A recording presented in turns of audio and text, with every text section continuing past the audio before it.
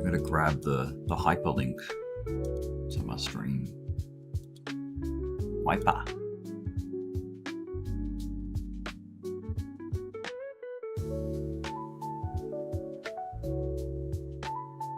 There it is. Let's see if this works. There's a hyperlink with the thumbnail. Yeah, it did. Cool. Well, blast it in my announcements.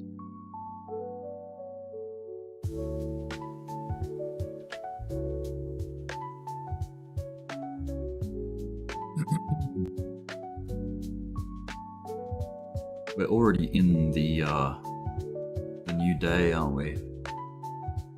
Yep, the 26th of December candle is already underway. I highly doubt anyone will jump in on this stream, but if they do, that is cool. Let's ramble till I fall out of energy. It's weird, the YouTube live layout doesn't show the same things as it usually does. So there's some statistics, the analytics and stuff. What the hell? What if I hit refresh on the page?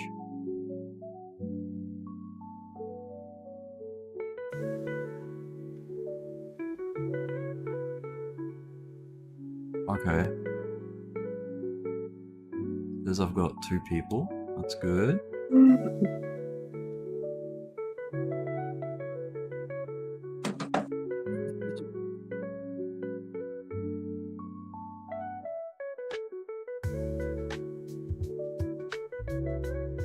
just gonna like go over the majorly basic stuff again on the high time frames. Let's go to the index chart. That's always good. Bitcoin index. The weekly? Where's the weekly 50 EMA? 50 SMA? There it is. In orange. Bitcoin orange. So, as we know, lost it over here. Still below it. And it's been how many weeks now underneath it? 1, 2, 3, 4, 5, 6, 7 weeks below the 50 SMA. With no real signs yet of like a recovery off that collapse. Which is, I mean, I can't even remember the day that I got bearish. It's probably something to do with me getting stopped out of all my trades on the 10th of October. Definitely. I didn't get back into positions after that. It was... So basically this day here, this brutal candle down, is what flipped my sentiment. And I think I sold off my whatever spot I had somewhere in this range after that day. I was like, yeah, nah, this is it. This ain't getting better. And so far so good. So far that was the right thing to do. Rebuying this level, I think has potential to get like relief off that. And you can always like take the profit off wherever that finds resistance and slows back down. If that becomes like a macro head and shoulders. I feel like I've covered these ideas in prior streams already, so I'm just rehashing. That's all. Nice and easy. So this is the daily. Let's chuck the 200 daily SMA on. It's very much similar to the 50 weekly. You know, we're dramatically below it, I would argue. And there has been no real fight back up to it to go challenge it at this point. When it does, and if it does cross it and get back up on top of it and start riding it as support, it's like, oh wow, it's, you know, the bull trend is back on. You know, like the bullish momentum has come back, and it's doing better than the last 200 days on average, right? But that's definitely not the case right now. It's below average. It's hanging down here in this range. And this is what I mean by Bitcoin sideways. The last time I streamed was the 2nd of December. That was like basically this candle here, this big green one here. We haven't really missed much since then. It's still within the boundaries of this range. Yeah. I don't think we're going to get anything too spectacular before the end of the year, which is only, what, 5 days away, 6 days? But once that calendar rolls over, though, it could get interesting. I think maybe that's where we get our relief rally. And, you know, we go up and test the 200 daily SMA or the 50 weekly SMA. Something like that. And then who knows, we'll let the chart show us what the way is, like whether that breaks up into a new trend and we reignite the bull market, or whether it is a rejection and, you know, similar to the last time we did this, where we lost it and then got rejected by it, the old kiss of death method, the kiss of death path, you know, that's very possible. I think a lot of people would probably play that as a short if you came back up to the 200 daily SMA and showed signs of resistance there. I think a lot of people would pile in short at that level and then travel back down. We got Vivamort in the chat. Hey, Merry Christmas, Rick. Great to hear you, bud. You too, Viv. Merry Christmas, man. Good to see you still kicking. You're still around, tuning in. Hope you're doing well. Hope you've had a nice Christmas break with your family.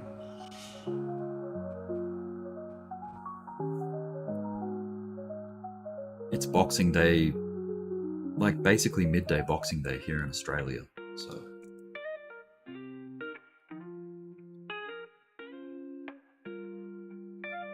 no, that's good, bro.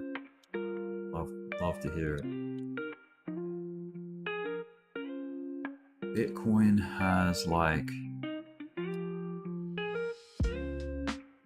it's got back under, yeah, this, I'm just looking at this 200 daily SMA and I'm not really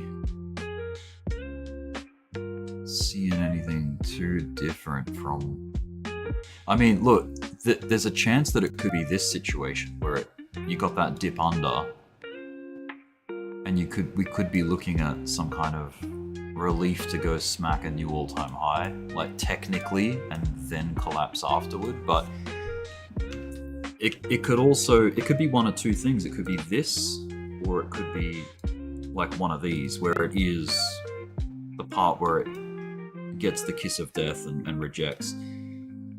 This thing invalidated the kiss of death when it came back up. It was beautiful. Because there was still time in the cycle, if you go by the cycle theory, which everyone hates hearing about by this point, I'm sure. But it is a thing and it is still intact, so it's still relevant to discuss it, I think, until it gets invalidated. So, in my opinion, it's pretty quiet in the Discord at the moment. I think everyone's doing their Christmas evening thing with the family. I don't blame them.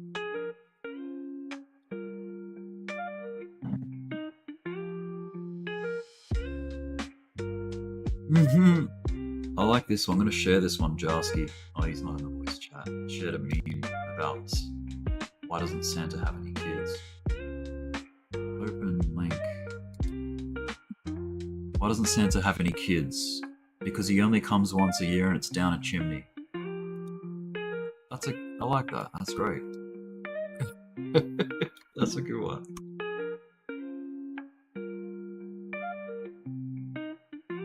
Only the adults will understand that one. They're the best kind of jokes.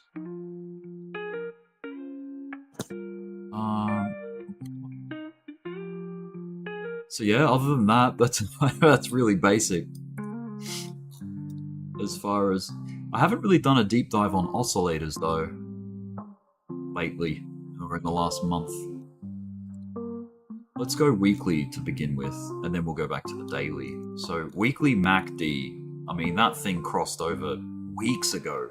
Like, you had so much time to prepare for like, you know, like to take the profit on the cross. And then, because that MACD has just dipped and below the histogram. And, you know, one method would be to not even touch an entry until this thing crosses back up. You know, maybe it dips for a few, like it takes like a few more weeks to do that, and you get a MACD cross below the histogram. Historically, that is a very good entry zone, you know, or at least, you know, attempt an entry off that. But the everyday RSI, the standard RSI, has not even gone oversold yet on the weekly. It's still within the bands of, you know, overbought, oversold. What do we got? Like a 37? It doesn't start getting oversold till it gets below 30. So, but it's definitely working its way down.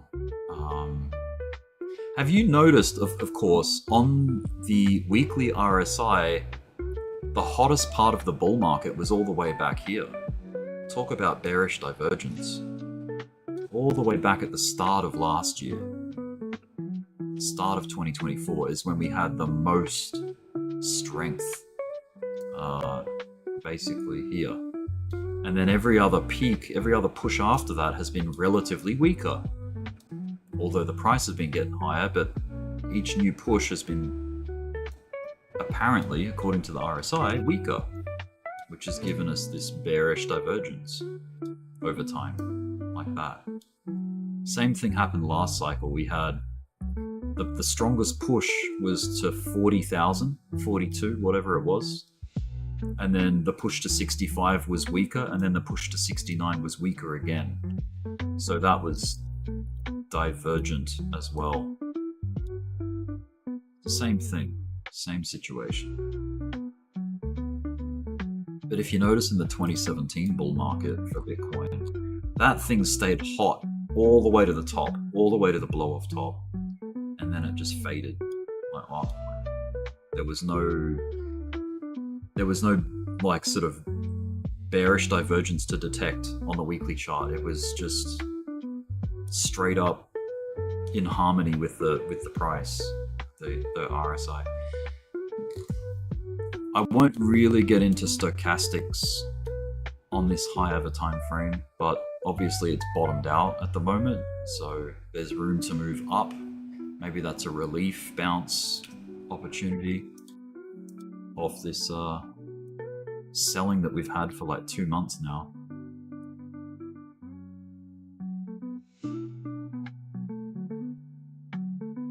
Alright, let's take it back to the daily then. Let's get a bit more local. So from a daily perspective, there was already a buy back here, but it hasn't really returned much. It's just gone range bound, which means I think when you're dealing with a range, the oscillators won't give you much enlightenment on higher time frames. You have to basically work your way back to smaller time frames to get the best out of like your stochastic, your MACD, and your RSI, in my opinion. Shout out to Ocean Deep, River Shallow, who brought that to my attention, that oscillators work better in ranges, like in sideways markets.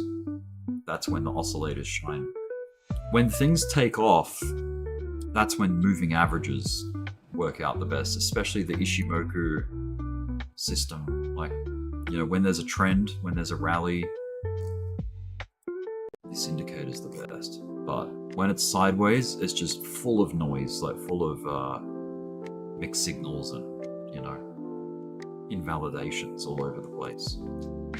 Because it's a momentum style indicator, the Ishimoku thing.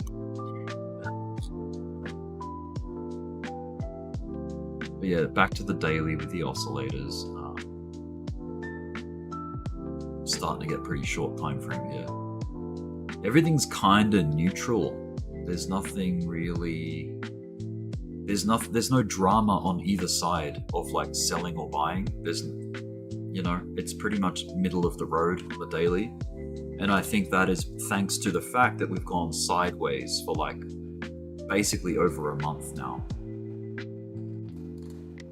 Everything has just settled in the middle.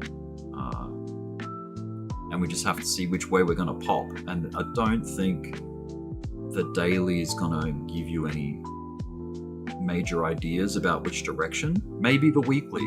Go back to the weekly. Go back to that idea of that there's potential for some kind of move up, causing, this, I know it's very early to say this, but maybe you get a rejection, a lower high, and then you've got a big fat head and shoulders on the weekly time frame, which that the top of that right shoulder might not come in until like April or something like that, and then we cop like a lower high of like 110, 115k. We don't get back up to the all-time high yet, and then we just fade off there. But it might not even be that pretty. It might be a lower right shoulder, like it might come only to like 100k and then collapse, kind of like what happened last time, where you had left shoulder, head, and then the right shoulder was very weak, and it just didn't even come up that high or anywhere close to the all-time high at the time. But the trade from here to there, so from current levels to 100k, still pretty cool for trading, I would imagine. Bit of a kicker, but I think it would be, if it gets up to 100k, in my opinion, that's going to be a very popular area to short, like the failure of new strength coming into the market. Like maybe it'll just be like a technical pump to go and grab liquidity or whatever, and then the real move comes after. But that is just speculation, no financial advice on that. What about the heat maps? Let's check that out. The CoinAnk liquidation heat maps. Zoom out a bit to see anything that's macro, maybe the 1 month. So yeah, there's definitely reasons to jump up. There's a lot of short liquidity still hanging. But there's reasons. I can see reasons. I'm just going to keep zooming out until I find. Let's go to 6 months.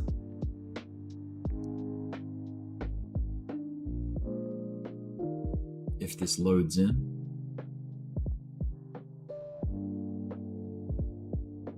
You know what? I'm going to go to the aggregator, because the aggregator allows you to see way more information than that CoinAnk website. Alright, here we are. So liquidation heat map. I'm going to just change the settings on this so that we can see a bit more detail. I think it's the strength, maybe. Try scale. It's not that. There we go. Okay. I just wanted to see as much detail as possible. Distance. That's all about. I haven't really used this a hell of a lot, but there's like different thresholds and strengths and sensitivities that you can play around with this thing. Leverage buffer. As default. There's a way to get that back to the middle. Alright, that'll do. That's enough detail. So, according to this, there is a hell of a lot of long liquidity to go down and stop out, or close, or liquidate, whatever. I don't think anyone holding longs from all the way down here is gonna ride it all the way back down to get liquidated.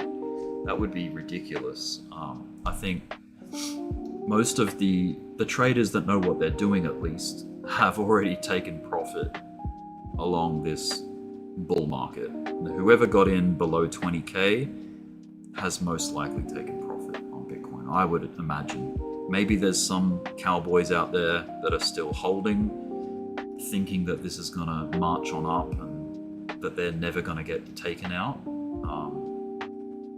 But that's a hell of a long pullback to ride through. But yeah, I guess patience is the game, and it doesn't really matter. There is a huge reason to go down to 70 as far as liquidations go. There are way more longs to go grab than shorts. There are shorts building at the all-time high, but nowhere near as severe as the longs that have come in. Look how many people have longed just recently. See all the yellow color here? That came in only recently, in the last, couple of weeks.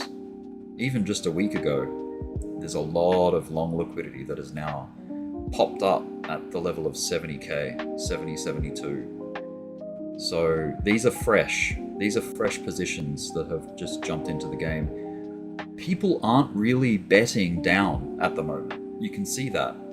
There's evidence for that on this display.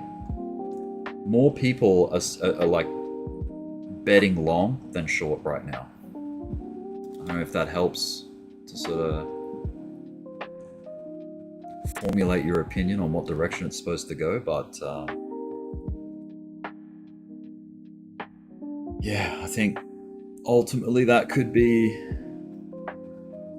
a sign of the market movers, like the people that go chase and cause the liquidations, right? Maybe there's more motive and an incentive to go down from here rather than up. To reward all of these people by going up is kind of counter to what their goal is, right? If their goal is to shake them out or liquidate them, you would think from a cost-based analysis, there's more incentive to go down from here than up. Because it's very stacked long right now, according to this. That's what I see. I'd like to hear opposition to that. No one's really around at the moment to challenge that, but it's okay. There's a lot of people long right now. That's pretty much what this tells me. I've sort of ignored the side chat. Let me read some of this out.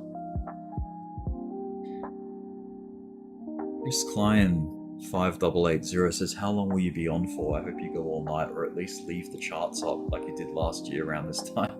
Love those nights. Yeah, I can leave it up. I mean, why not? T Black, yo, Merry Christmas, dude. Good to see you in the chat. Oh, Christmas tree. Sus dog.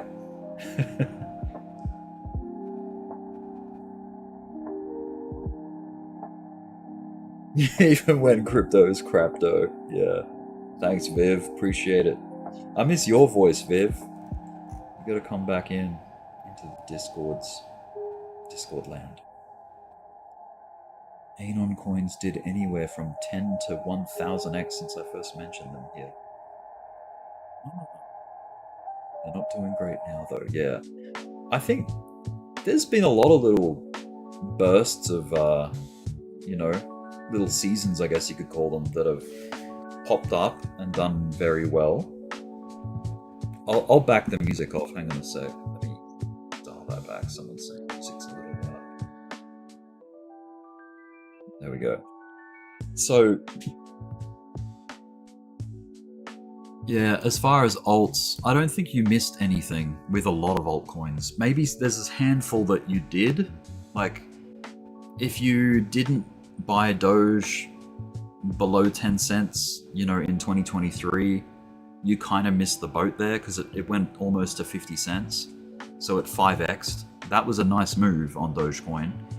It's back down to the buy zone, really, like at the moment. Where is it now? It's like 12 cents, 12.4. You know, so if you think Doge, and I do, I think Doge definitely has some kind of upside future to it. These are good prices, in my opinion. Not financial advice, but picking Doge up, you know, down here is a bargain. Historically, right? Looking at the last 5 years of Dogecoin, or 4 years, whatever. Yeah.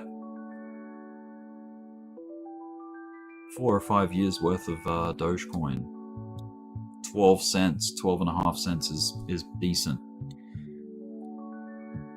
Let me get a bit more of a longevity chart for Doge. Let's see, Dogecoin. Probably in this list. Maybe not. Yeah, this one. Here we go. This has a lot more history. If I go logarithmic and zoom out, let's go weekly, actually get the whole lot. This is the whole Dogecoin history, price history. So you can see each gray box is like the accumulation level or zone. These are all like sub 1 cent. 1 cent exists where here, basically here. I don't think Doge will go sub a penny. If I'm getting the terminology right. Is 1 penny 1 cent the US? I'm guessing it is. We don't have pennies in Australia, so.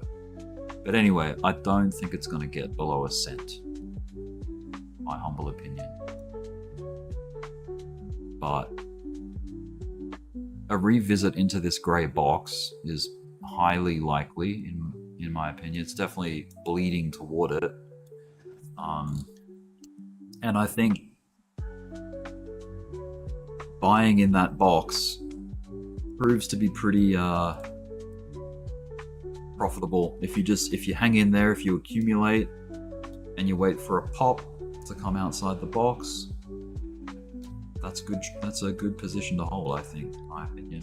I don't think Dogecoin's going to get delisted. It's been around since 2013 actually. And here it is today, still on all the major exchanges, or pretty much any exchange, I would imagine. So I don't think it has that risk of getting delisted like some of the other altcoins, like more of the shit coins. Yeah, Doge looks kind of cool. I like it here. This is a good price.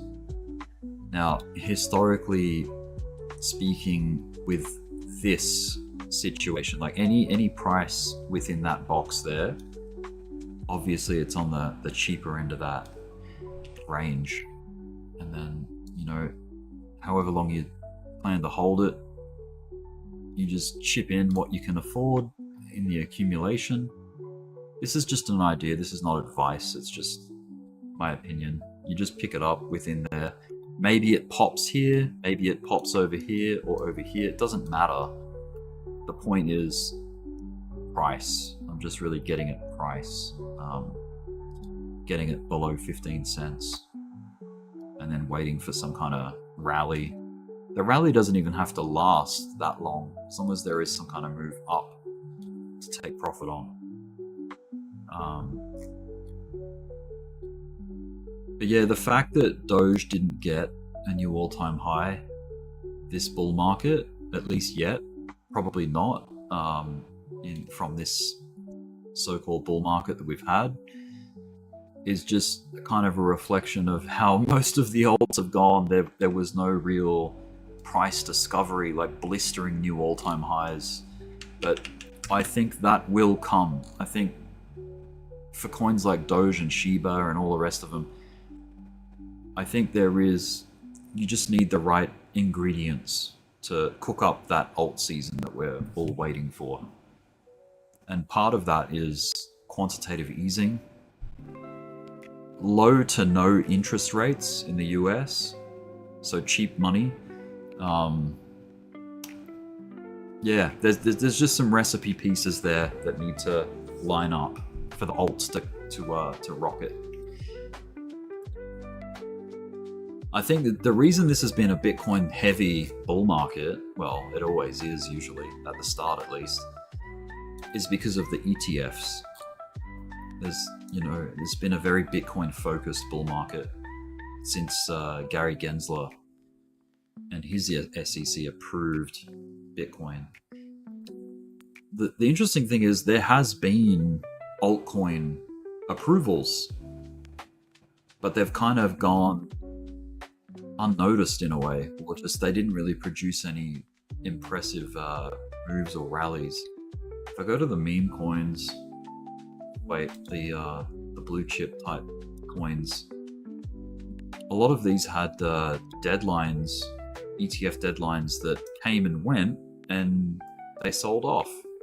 See, XRP, maybe there was like a day or a week of upside after it, but then it's down after that. Solana, similar thing, down after the approval. I know Litecoin had a spot ETF approval.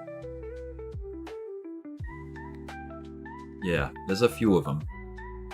And that's kind of what happened to ETH last year when it had its ETF approval. Here, it sold off after the approval. But there was a really nice rebound, and it went up to 4,000. And then this year, it collapsed down to 1.5, and then rallied almost basically to $5,000, which was a very impressive. This is something that I got pretty wrong, was that I thought ETH was done for this bull market, but it came back with a vengeance and came back up and made a technical new all-time high. You could argue the semantics about that it's just a big fat macro double top, which I would say, that's pretty fair to say, because it's only $100 more than the old all-time high. Actually less than $100 of a new price. But logarithmically, it's still within like a really bullish macro structure. Like it's still holding up higher lows. You could argue it's squeezing, and I think this triangle is still in play, even though we had a bit of a fake out here, if you want to call it that, or a move that came up. And it is now actually, now that we got the new price activity and data, this line is more like a flat top. So it's, I grabbed the wrong line, sorry, one sec. This line. This is more like an ascending triangle now for Ethereum on the really big picture. It's tracing out like an ascending triangle, which is bullish on the macro scene. So yeah, Ethereum, I think, will get prices impressively above 5,000 in the future.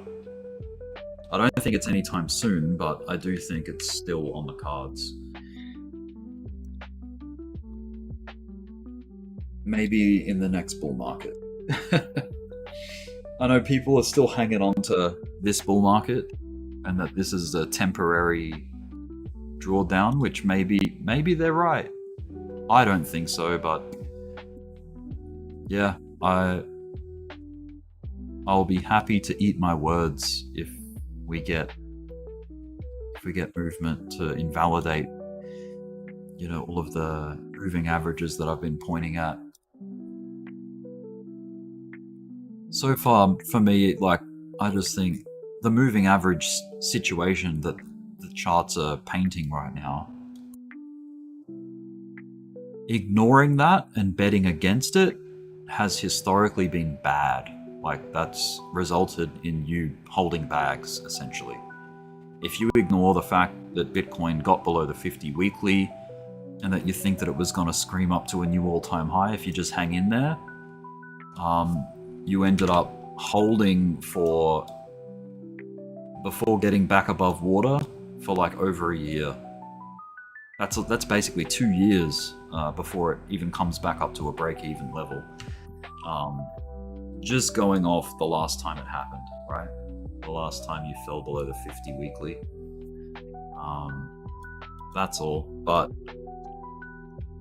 just because it happened once or twice before doesn't mean that it can't be different this time around. But we'll find out. Yep, it might be time to break the pattern, but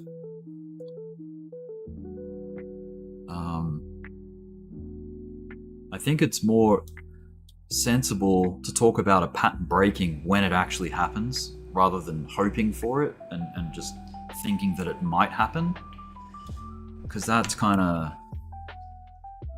I don't know, that's like cross your fingers type.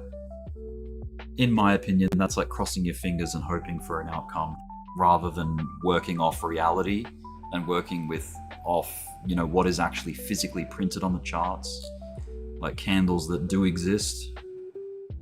But yep, I mean, maybe the hope does play out, and you get the lucky move, and it, you know, who knows.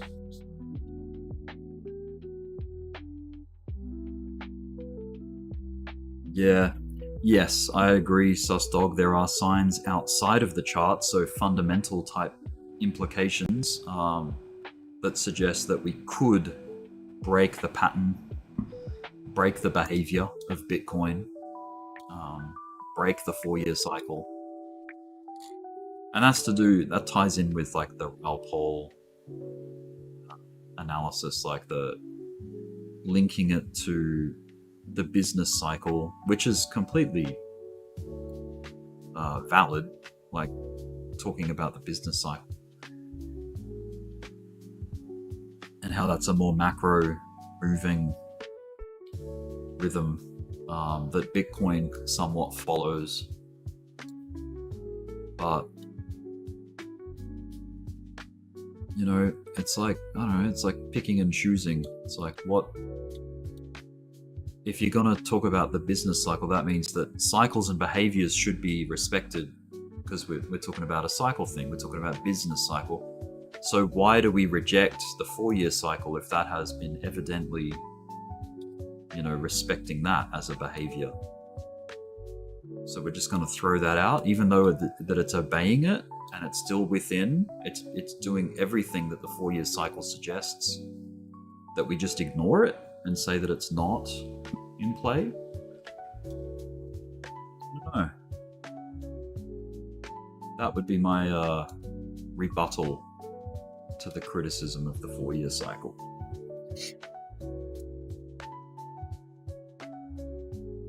Anyway, it's kind of good to get these ideas on stream and kind of on paper in a way, to use an analogy, like to get the evidence out there on my channel, and just can always look back on this and go how wrong I was or how right I was. It's somewhat of like just a way to put it in the books, on the record. Because there's definitely been times that I've been wrong, and there's also been times that I've been right, and it's all in there. It's all in the videos if you were to dig back through things. Something that I was a lot of us, actually there's a few people that were talking about 2022 resulting in a really good DCA opportunity to get in, because you know, the fact that the markets cycle, Bitcoin cycles, right? It goes up and it goes down over time. You get these nice sell-offs, nice bear markets that result in a buying opportunity for the next bull market. And that's kind of what a few of us were speculating on the back end of the last bear. I've got many streams that talked about that, about DCAing around this area. I should have followed my own, practice what I preached a lot more. I was feeding and maintaining a position that I got in at 24,000, which was early, way early, because we collapsed another 10 grand after that, basically. But I definitely didn't. I didn't call the bottom anywhere near the day of the bottom. I was expecting that there was still a very reasonable chance that we saw further downside, maybe to 14, maybe to 12k. But you know, as soon as we got that calendar change, you know, which is what I'm talking about now, like in 6 days, the flip of the calendar might cause something to happen that no one, well, not no one, but that the majority of people don't see coming. I don't know. Not sure. We'll have to just wait and see what the trend reveals itself to be. But yeah, hindsight is definitely 2020. But look at the, like right here is basically where we got the calendar change. We went from December into the January of 2023, and it was like a switch got flipped, and the market just started rallying off the back. And yes, there were pullbacks, but we maintained bullish structure the whole time. We never really lost the macro lows that were put in. We continued to either hold them or get higher, which was excellent. That put us into an entire bull market off that point. So very cool.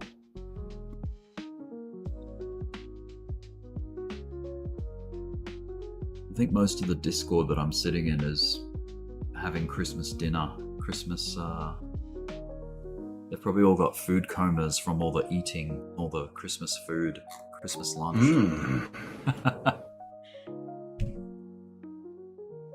But it's been kind of cool. There hasn't been much new information since the last time I streamed, like 20 days ago or so. Nothing really dramatically new has happened since then. We've just gone sideways, literally. And that is a common thing in crypto, for the activity to just drop and the volumes to drop off. Because people definitely come back in the new year, though. Let's check that out. Let's see if that's actually the case. Let's go to the volume. You can see the average, the little white moving average inside the volume indicator here has, over time, it's just been starting to fall, which is, if we go back to the last time, let's check last December. Similar thing, actually. On average, it was kind of slipping in December, and then it picks back up again in January. Pullback.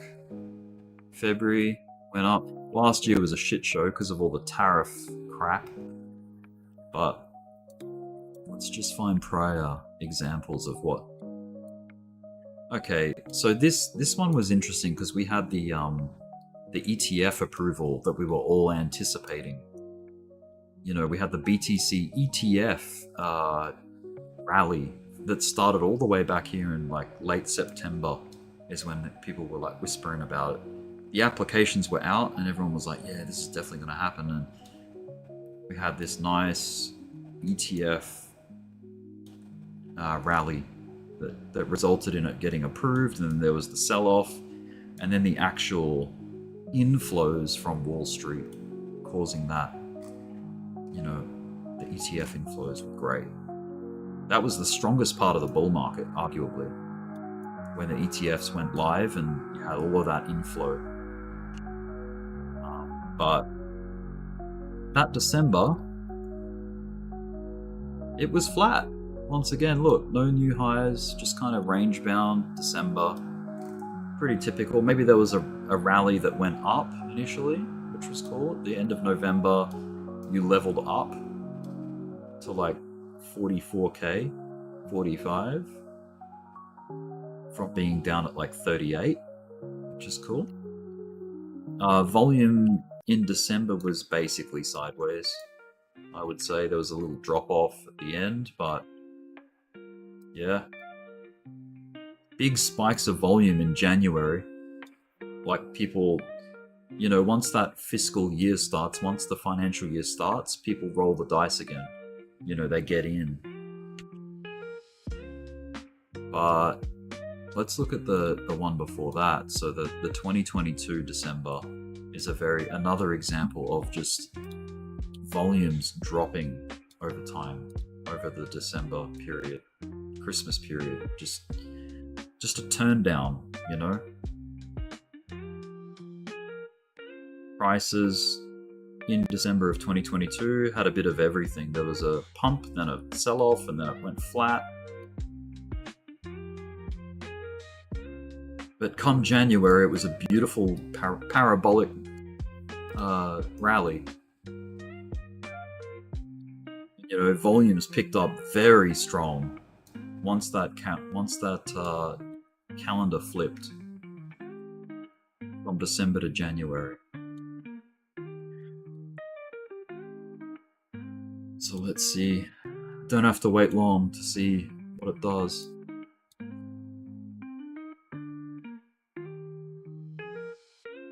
Yeah, December of 2021, sideways and kind of flat down. Price crashed at the start of December, rallied down, tried to do like a dead cat, but ultimately found resistance and continued to fall into the new year. Totally different economic environment there in 2022, of course. Interest rates were high. Inflation was high. It was very ugly. Still like recovering off the COVID economic situation. What else do we have?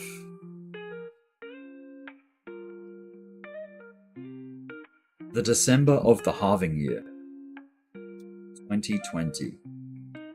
Look at that. This was Santa rally. This was the last time we had a proper bullish December. I think Doge had a really good December of 2020. Yeah, 2020. Let's go back to 2020. What was Doge up to? Daily chart, logarithmic. Do a bit of a history lesson. There's 2020 December. Yeah, we got that rally to like 1 cent. This is where it started to heat up. You know, you had that rally, you had that rally, and you had that explosive, like Christmas into New Year. Yeah, I remember this Christmas. This was epic. I mean, there was a dip. Where's Christmas Day? Christmas Day was actually flat. And then you had that wick down on Boxing Day. But that stabilized and you rallied hard to the new year. That was amazing. You had this, like, I guess you would call it a bullish continuation. Slide down like a falling wedge, maybe? Or a flag, whatever you want to call that. But that eruptive, look at this day here, the 28th of January of 2021 for Dogecoin. Went up spectacularly, 340% in a single day. Dogecoin. One of Doge's best days in history, arguably. Probably the best day.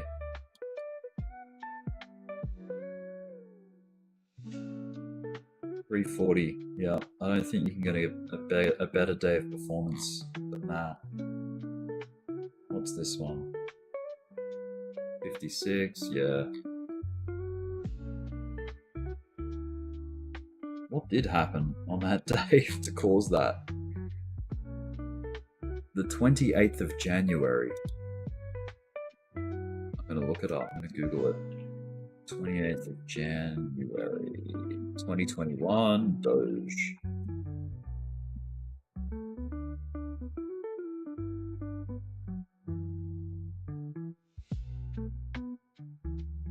Apparently there's a Wall Street Bets post.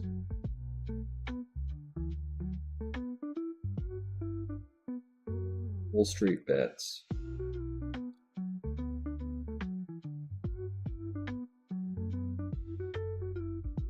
But yeah, you had Elon Musk and the Dogecoin effect back then. It's pretty fun.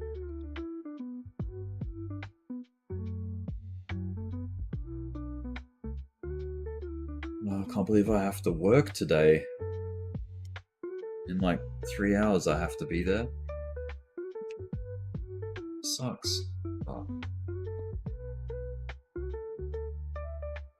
That's what it is. Bitcoin's actually ripping right now. I've kind of missed that. In the last hour, look at that pump. It's gone up 2% in the last hour. It's racing toward 90k. See what it does. Maybe this is the delayed Santa rally that everyone's been waiting for. I'm expecting 95 to 96 before it drops back. What's up, Wimpy? Someone's out there. The Discords. Oh yeah, I've been watching your charts. You do such a good job. Thanks, man. Appreciate it. Yeah, it's a bit of fun. Having a bit of fun catching up with the charts and YouTube streaming. You know what came in just before Christmas, like 2 days before Christmas?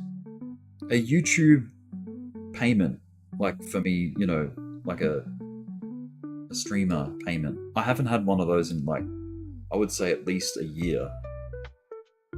Maybe 9 months, I don't know. It's been a long time. But that was cool. Came in perfect timing. Went out and bought some Christmas related stuff with that money. So that's cool. But yeah, those payments just save up until you hit the threshold. They won't pay you until it goes over $100 of revenue. So that includes ad revenue, tips, all that kind of stuff. Super chats. But I definitely don't stream as often as I used to. I used to stream way more frequently. What do you reckon causes these pumps? These pumps? Late at night. Yeah, when there ain't really no news. I know the markets are open, or I think for a little bit, but it's the composite man. Some people call it the market maker or the algorithms, the algos that go in. But either whatever you want to call it, it's the mechanism to liquidate leverage. And if there's enough leverage in either direction and it's not too expensive to do it, the price will move toward that to liquidate that volume that's like sitting on the exchanges, you know? Yeah. That's about as basic as I understand it. Hopefully that makes sense.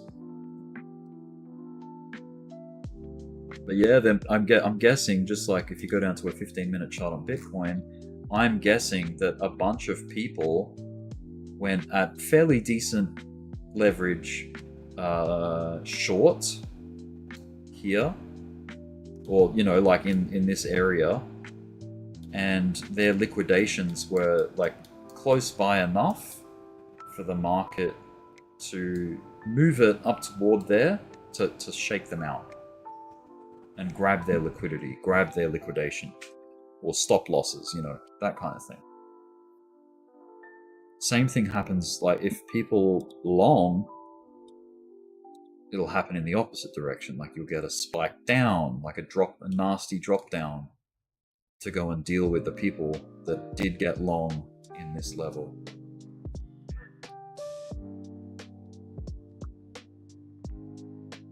Yeah, we had a debate on the semantics behind what that person or what that system is called, whether it was market maker or composite man or liquidity provider or just the exchange. There's all sort of, like, people refer to that, but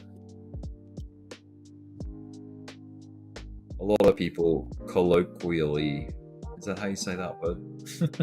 They just refer to it as the market maker. Yeah, that's a pretty good pump, though. It is. It's a nice pump. Yeah, we haven't had something like that in. I was gonna say it's been a while since I've seen one many that big. hours. Yeah, not since like back over here on the 19th of December or like, yeah, the 17th, 18th, and 19th. There was like 3 pretty decent pumps in this area that they all went up pretty nicely. Here, yeah, this wasn't as like high velocity, but this did rally for a number of hours and see us get to like 90 and a half, so 90,500, and that was the 22nd. But yeah, I would say single hourly candle. Yeah, this one here.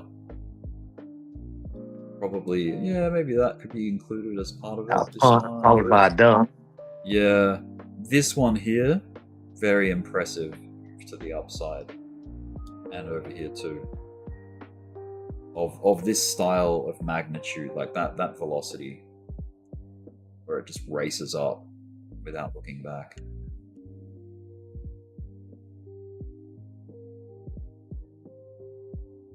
Turbs Kiyoshi 946 says, haven't watched you in like 2 years, lol. Bitcoin ripping right now. Thanks for tuning back in, Turbs.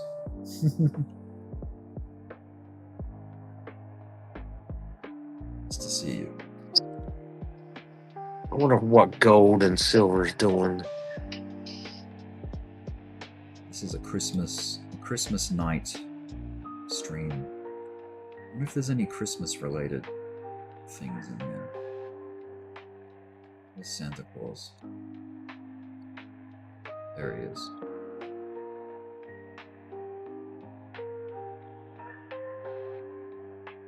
Santa pump. Yeah, Santa pump. There's a Christmas tree. There's a Christmas tree. What other Christmas related emojis are in here?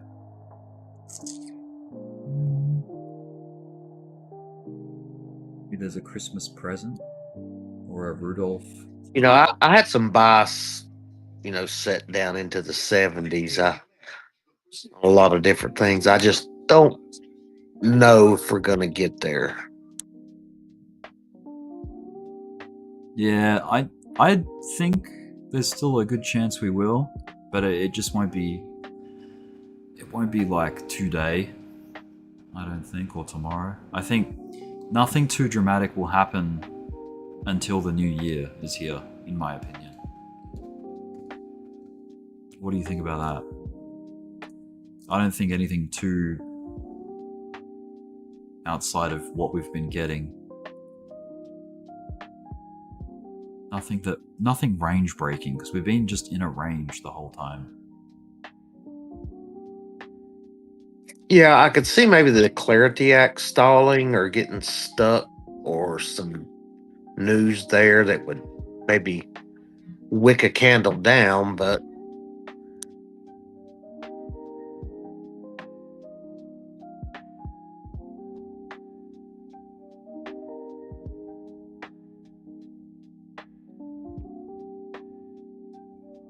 Good old Clarity Act.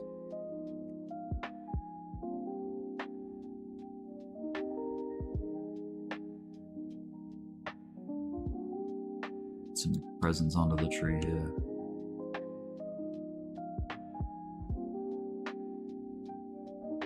Whoa.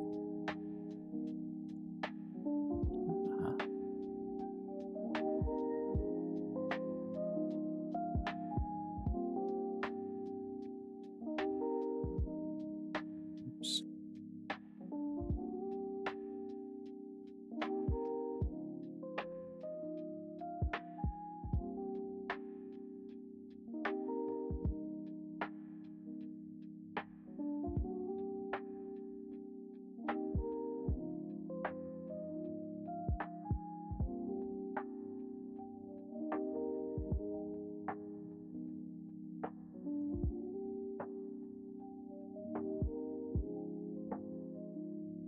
Yeah, that is a really nice candle, no doubt.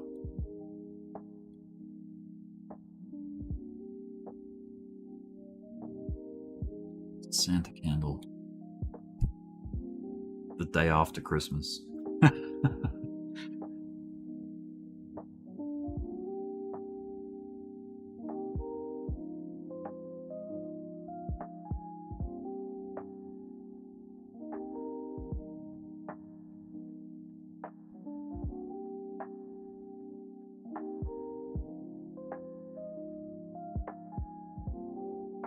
Well, maybe I'll just leave this running.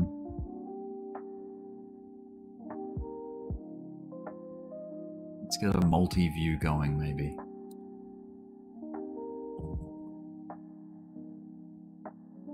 Yeah, everything's getting it.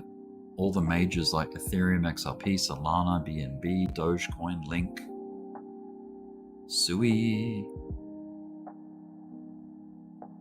Bit of a bounce. It's cool. No one's around though in the Discord. Just you and me, Wimpy. Just the people locked in. And maybe some of the non-verbal people.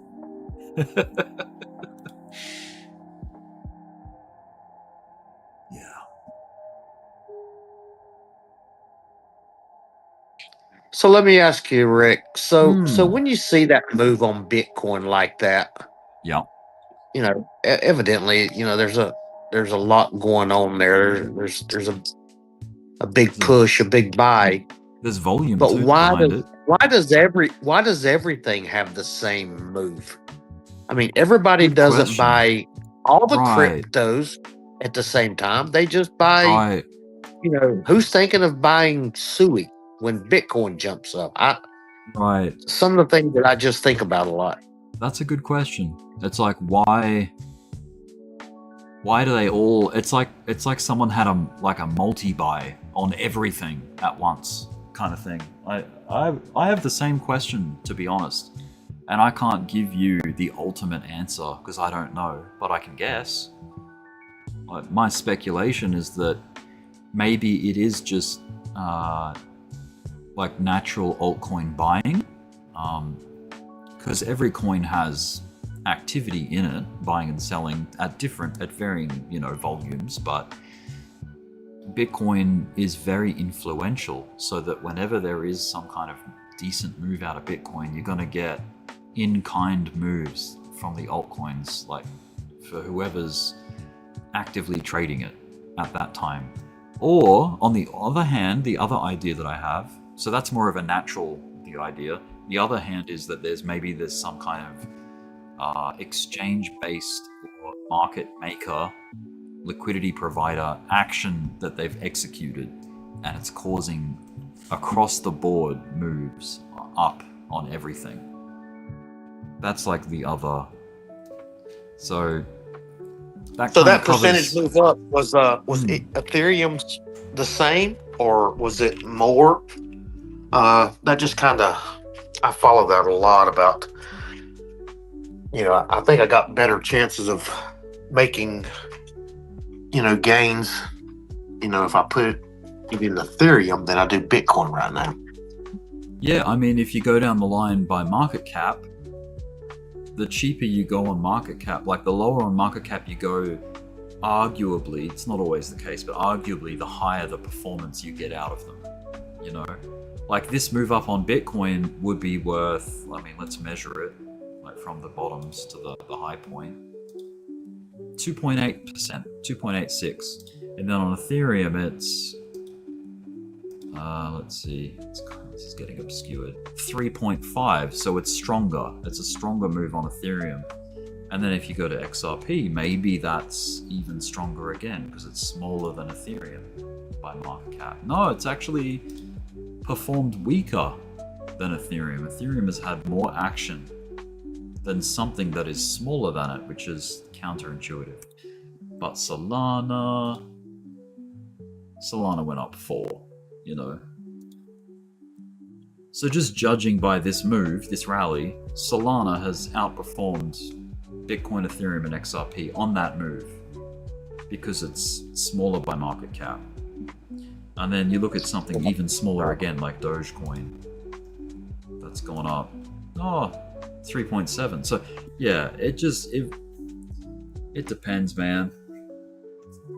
And this move, like, to answer your question again, it's probably a combination of the two factors, that some of it is automated and algorithmic and kind of artificial, and then there'd be a component of it that is real volume, like just actual people buying it and buying into the trend, buying into the rally, which is like, so it's like a combo of natural and artificial, in my opinion.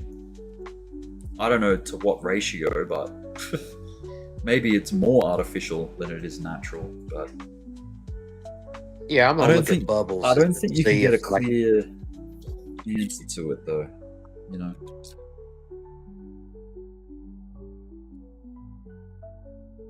a definitive answer. yeah, I don't think there's a definitive answer. No. I think every move is going to have a component to it that's artificial and also natural and real, you know. Every move that you see. But just know, Yeah, they still look pretty strong, so when volumes are low, that's when the artificial moves shine. Like, that's where they really can push the market around, because there's no volume, you know. They can move it all over the place and snap out the people that are playing with leverage quite easily, because there's no resistance or support. And then on the flip side, when there's a lot of actual, authentic, organic volume, people buying, the order book gets stacked. The order books are heavy, and the moves are more like legitimate. And it would cost more for the people that do push it around artificially to fight against that, like, real volume.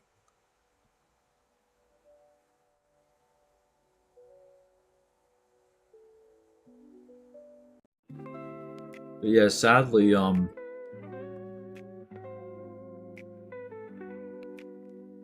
they don't tell you on the volume indication how much of it's artificial and how much of it's just retail or like natural. I know there are what you call vector candles, which are like, you could argue that that's artificial when it vectors. yeah. Let me show you that. I have it somewhere. Here we go, vector. Yeah, so this candle has been a vector candle, which is the quote-unquote market maker or composite man, right? Causing this move. So I think there's a good chance that this is a liquidity grab move, just like this was here on the left. See that? See how it got pumped? Yeah. Outside of average volumes, and then it just got dropped. The whole candle got sold back off straight after it. Like, but yeah, I mean, we'll see. Maybe it could spark a massive rally. I don't know. Right.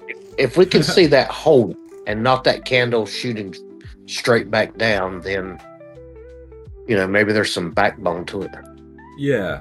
I mean, look at the volume candles. It makes them like bold and fat when it's on high volume. So yeah, there is a lot of volume behind this move. But is it going to be sustained? I don't know.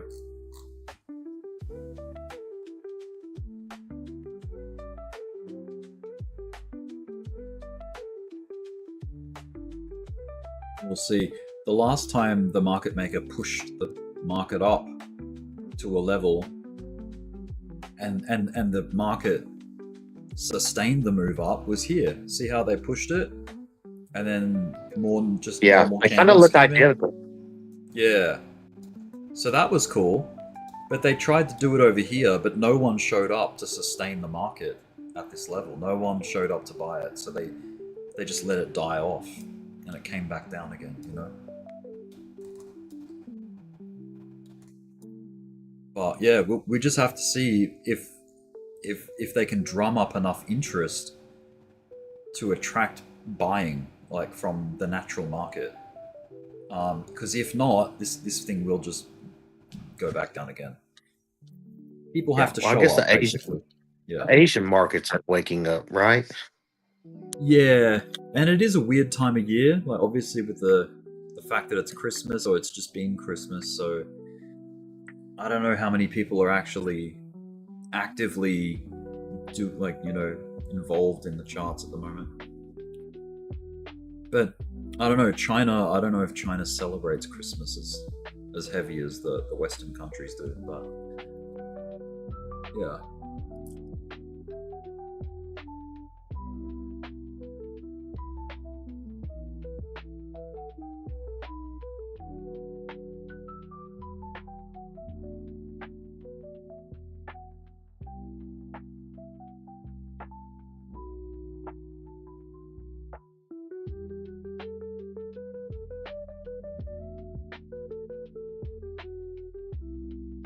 I'm gonna check Twitter right quick just to see what anything's going on.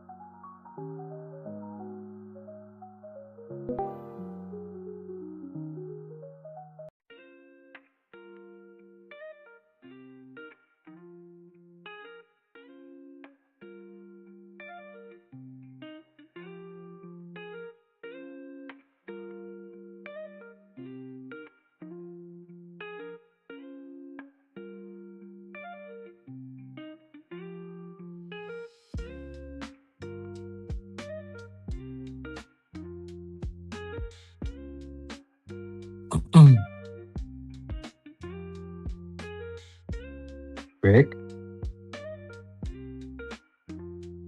You got mine? Maximus. Oh, there he is, old Ricky. What's happening? Merry Christmas evening to y'all. Oh, Merry Christmas. Yep. Merry Crisis. Merry Crisis. Oh, went to a nice dinner. Fucking $200, Beautiful. Rick. Don't take a girl out to dinner. Hang on, I'm gonna wind up this YouTube's stream. And then I'll... Why are you gonna stream, Rick? Thanks for tuning in, boys and girls, to YouTube's. Yeah, I've been streaming for the last hour and a half. Oh yeah. See you guys. See you guys. Bye.